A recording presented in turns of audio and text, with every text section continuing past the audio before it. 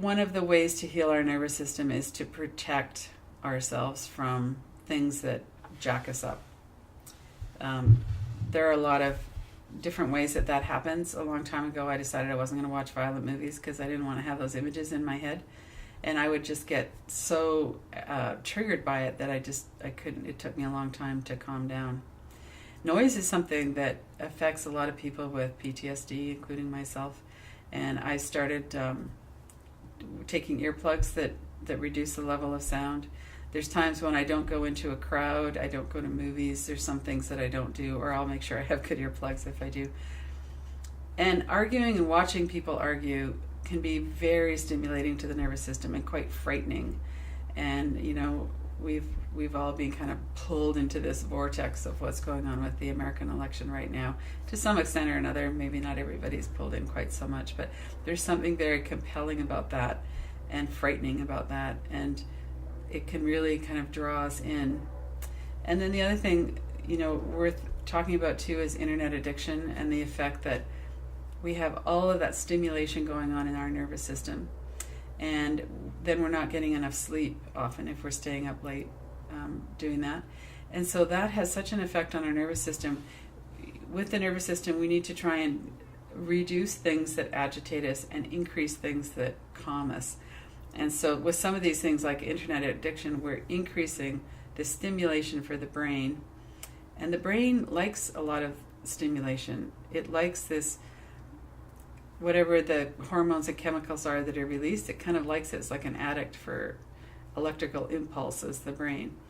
And so we're not only feeding it by all of this, but we're also not nourishing it. We're not getting enough sleep. We're not going out in nature. We're not doing the things that could really help. So just from a practical point of view, I've started to really try and think through what it is that I'm doing on any given day and what's the effect of that going to be on my nervous system and how can I mitigate that. If it's something I really want to do anyway, is there some way that I can take some measures to help protect myself? And if it's something that I don't, you know, I'm kind of doing on an automatic basis or just find myself getting drawn into, just stop as soon as I notice it and go, you know, is this something I'm willing to pay the price for? So, you know, if I watch the debate, for instance, which I did the last time, am I willing to pay the price of being upset and stirred up in order to become informed or whatever it is that, you know, so nothing is neutral on the nervous system. It's either positive or negative generally. And it's good to have some kind of perspective of I can manage what happens in my nervous system to some extent. We can't manage everything. We can't stay away from everything that's going to be jarring. But a lot of things are under our control, and it's good to notice that we're making choices and we're paying prices for those choices, and to make that a more deliberate choice or decision.